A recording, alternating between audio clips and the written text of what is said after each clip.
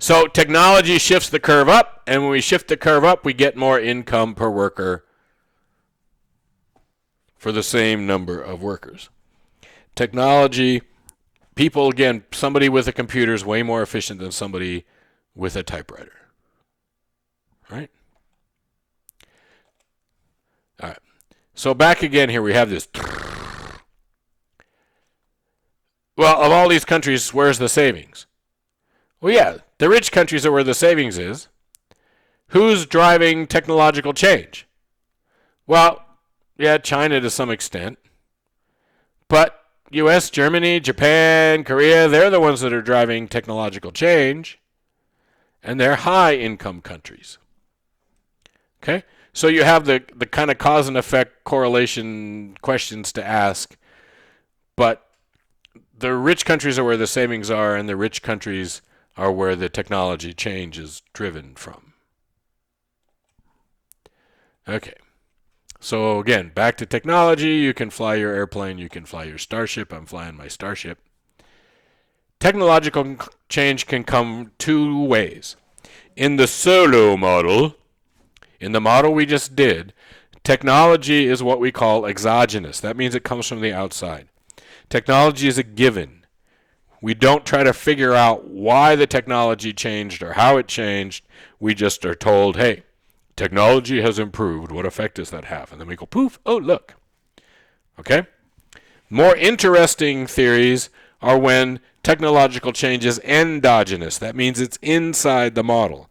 If it's inside the model, that means we're trying to figure out how to make technological change happen. So in the solo world, we take that technology change as a given, and we just live with it. It's way more interesting to deal with endogenous change, with why did this happen, and can we make it happen? If technology and improving technology is the thing that makes us rich, how do we make us that happen more often? That's a more fun question. So this guy also won the Nobel Prize, Paul Romer. He works for the World Bank now. He was at New York University. In his version of the world, technology change is endogenous. What's interesting is not this whole capital labor ratio and blah, blah, blah, blah. What's interesting is we all agree that the way to make things boom in the world is to make technology change and make it improve and get better and better and better technology. Well, how do we make that happen? Okay? How do we get that change to happen? So in this world, knowledge is a form of capital, right? So sitting there in your class at UNLV, you're generating capital, all right? And we're economists, right? If somebody says to you, well, how do we create investment? Well, without knowing anything else about anything, you would say something like, well, we'd have to make sure the right incentives are in place, because that's what we do. Right? The incentives are either going to improve the chance that we're going to have technological change, or they're going to hurt the chance that we get technological change. When Russia was communist, if you suggested some new idea and it didn't work out, you might end up, in Siberia somewhere freezing your toes off. That might provide a negative incentive, right? That might discourage you from coming up with new ideas. It's not that they didn't come up with new ideas in Russia.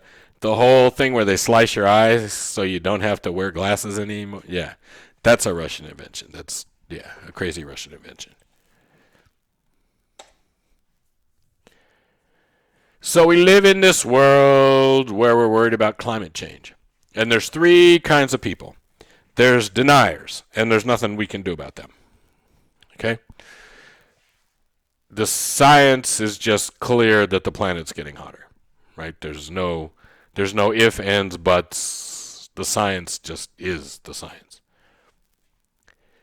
You can talk about how fast and what the causes are and blah, blah, blah, blah, blah, but there's no question that CO2 levels on the planet Earth today are higher than they've been at any time in the last 500,000 years. And that increase has all happened in the last 50 years of the last 500,000 years. Okay. The group then there's a group that says we have to do things. The governments and other entities, they have to force this. Then there's a group in the middle, and that group in the middle basically says we shouldn't worry about this. The technology will save us. That we constantly make improvements in technology, and as things worsen, there'll be automatic incentives generated in the market, and we will produce new technology and new ideas, and essentially technology will save us. So should we just leave things alone, let the market do its thing? Now, most economists aren't going to be in that world because we understand there are things like externalities here where there's a separation of costs and benefits, and the market's not going to do this. But we also know that you can't just snap your fingers and invent something new. In 1960, President Kennedy went, we're going to send a man to the moon, and we're going to do it by the end of this decade. And we did it. Okay? But before he said that, he went to his advisors and said, can this work? Do we have the technologies? Can we make this work? And they went, yeah, probably. We had to invent stuff. We had to invent Teflon, and we had to invent inertial navigation systems, and we had to invent little computers and all this other stuff. We had to invent this stuff, but we did. In 1980, 20 years later, Ronald Reagan said, we're going to invent a plane that can go from New York to Tokyo in 2 hours, and we're going to do it before the decade is out. Well, the 80s went, the 90s went, the 2000s went, the 2010s went. We ain't done it yet. We're not really even that close yet.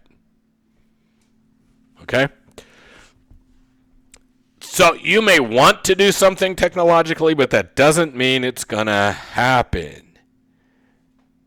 All right? Just saying. So how do we make our country grow? Well, part of the answer is we need the government to create the right set of incentives. One of those incentives is intellectual property policy. In the Constitution of the United States, it allows Congress to pass laws to protect inventions, to encourage invention by protecting the invention. So if you invent a new drug that's going to cure COVID-19, you get a right to be the only person who gets to sell that drug for a while, and that means you're going to make a lot of money. The first company that invents a virus vaccine for this is going to make a lot of money. Okay? Usually companies don't invest money in vaccines because there's no money in them. Because a vaccine, if it works, it's something you get once, you don't have to get it again. Or like the flu vaccine where, it's cheap. But in this case, you could end up being able to create billions of doses in a short period of time and make a lot of money in a really short period of time. Okay? So it's up to Congress and the government to create intellectual property policy which allows people to make money off of their inventions. That's an incentive to invent. In our dealings, and we already talked about this in the new USMCA and the new China trade agreements, and in the TPP that we didn't pass, they're much more concerned about intellectual property and protections of our patents. Okay? Number two, the government can increase the amount of research and development that happens in our country. As we'll see, about half of the research and development in this country is paid for by the government. There are lots of colleges and universities where people have invented things. We have a professor at UNLV who invented what's probably a new kind of treatment for lung cancer. And if that experiment was paid for in part by the government and in part by the university, so if this thing turns out to be really good and everybody starts using this as a treatment for cancer, the professor's going to make some money, but the university is going to make money off of it too, because the university funded it with the help of the federal government. Okay? So there'll be restrictions on it. It'll be more openly available, blah, blah, blah, blah, blah. Everybody with me on this? We need to create new stuff, new ideas, new engineering breakthroughs, new materials, new chemicals, new drugs. And one way to do that is have the government help. And the government helps by doing the basic research, the kind of the underlying just science stuff that a business might not want to do, where a business would want to target a specific outcome, the government can fund just the generic research on this kind of chemical or what does this element do, right? But even sometimes, and it's one of the weird, funny things of all time is that the internet was created by the Department of Defense. They have laboratories. The Defense Department has contracts with universities all over the country to do research for them. And they were having trouble communicating with all these universities. So they invented the internet to hook the universities to the Defense Department. The smart professors at the universities figured out there were 100,000 other things they could do with this internet thing, and they started doing it. And so the Defense Department turned the internet over to the National Science Foundation, which then expanded it to all kinds of other uses. And then when Bill Clinton was president, they turned the internet over to the private sector, and that's how we saw the boom in all the internet stuff. But it started with the Department of Defense. Okay? And the government has a role in subsidizing and improving education. Adam Smith, right? Public education. Adam Smith was anti-government. He was just like, the government should not be involved in that. The government should not be involved in that. The government should not be involved in that. And then you go education. Yeah, the government needs to be actively involved in that. Okay? There's a list of about 3 things that Adam Smith thinks the government should do, and one of those is public education. All right?